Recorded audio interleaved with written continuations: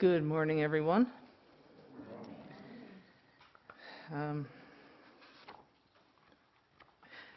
As is too often the case, I very nearly forgot about this.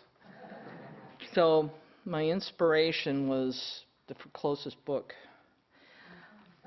Here we go. And this is from, and I bet a bunch of you have read this, or at least heard of it. All I Really Need to Know I Learned in Kindergarten.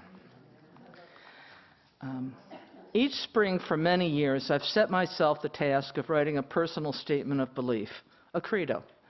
When I was younger, the statement ran for many pages, trying to cover every base with no loose ends. It sounded like a Supreme Court brief, as if words could resolve all conflicts about the meaning of existence. The credo has grown shorter in recent years, sometimes cynical, sometimes comical, sometimes bland, but I keep working at it. Recently, I set out to get the statement of personal belief down to one page in simple terms, fully understanding the naive idealism that implied. The inspiration for brevity came to me at a gasoline station. I managed to fill an old car's tank with super deluxe high-octane Go Juice. My old hoopy couldn't handle it and got the willies, kept sputtering out at intersections and belching going downhill. I understood. My mind and my spirit get like that from time to time. Too much high-content information, and I get the existential willies. Keep sputtering out at intersections where life choices must be made, and I either know too much or not enough. The examined life is no picnic. I realized then that I already know most of what's necessary to live a meaningful life, that it isn't all that complicated. I know it, and have known it for a long, long time. Living it, well, that's another matter, yeah? Here's my credo. All I really need to know about how to live and what to do and how to be, I learned in kindergarten. Wisdom was not at the top of the graduate school mountain, but there in the sandpile at Sunday school. These are the things I learned. Share everything. Play fair. Don't hit people. Put things back where you found them. Clean up your own mess. Don't take things that aren't yours. Say you're sorry when you hurt someone. Wash your hands before you eat. Flush. Warm cookies and cold milk are good for you. Live a balanced life. Learn some and think some and draw and paint and sing and dance and play and work every day some. Take a nap every afternoon. When you go out into the world, watch out for traffic, hold hands and stick together. Be aware of wonder. Remember the little seed in the styrofoam cup? The roots go down and the plant goes up, and nobody really knows how or why, but we're all like that.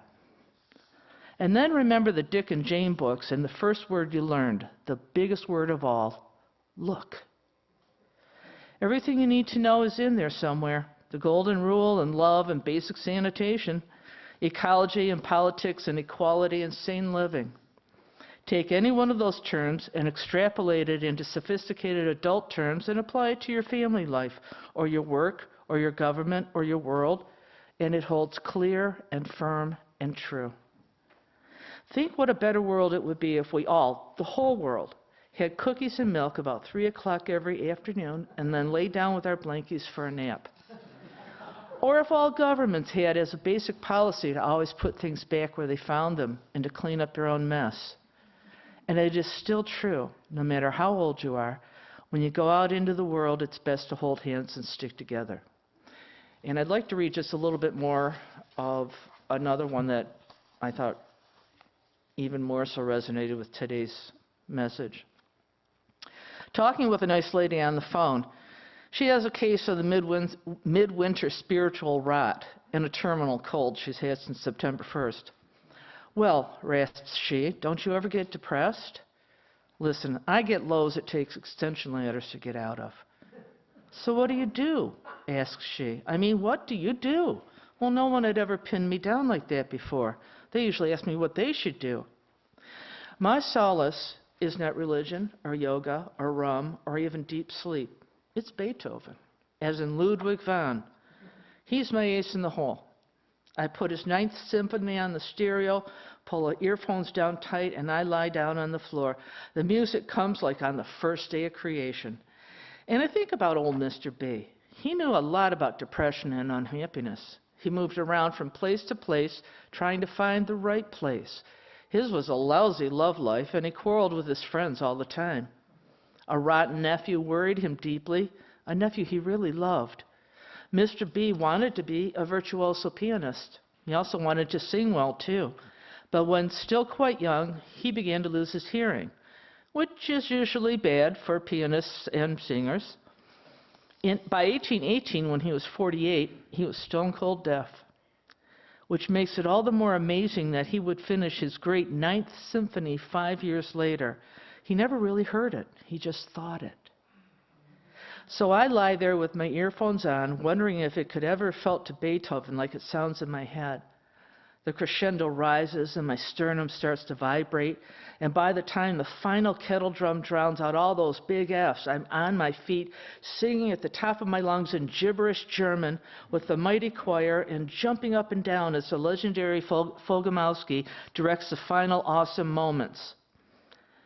Uplifted, exalted, excited, affirmed, and overwhelmed am I, man alive. Out of all the sorrow and trouble, out of all that frustration and disappointment, out of all that deep and permanent silence came all that majesty, that outpouring of joy and exaltation. He defied his fate with jubilation. And I can never resist all that truth and beauty. I just can't manage to continue sitting around in my winter ash heap, wringing my hands and feeling sorry for myself in the face of that music. Not only does it wipe out spiritual rot, it probably cures colds, too.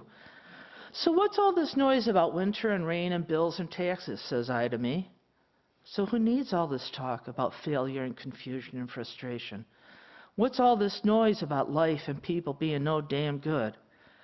In the midst of oatmeal days, I find within Beethoven's music an irresistible affirmation. In deep spiritual winter, I find inside myself the son of summer.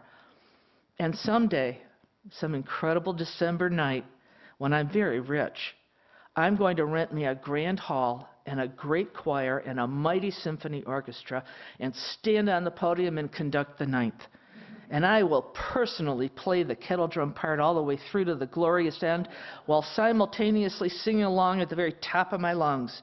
And in the awesome silence that follows, I will bless all the gods that be for Ludwig van Beethoven, for his ninth and his life. Man alive.